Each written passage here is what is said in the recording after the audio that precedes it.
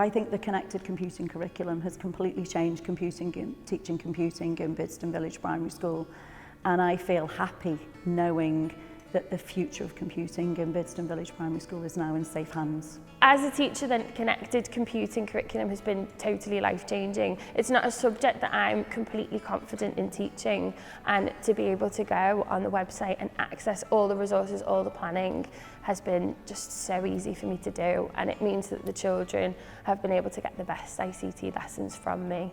My favourite thing about the connected computing curriculum is just the ease of it all. All the resources are there, all the lesson plans are there. It's very simple, it's very clear to use. So with the connected computing curriculum, you can genuinely see progression within a lesson, from the beginning of the lesson to the end of the lesson, but also to the end of the unit. You can see how far they've progressed.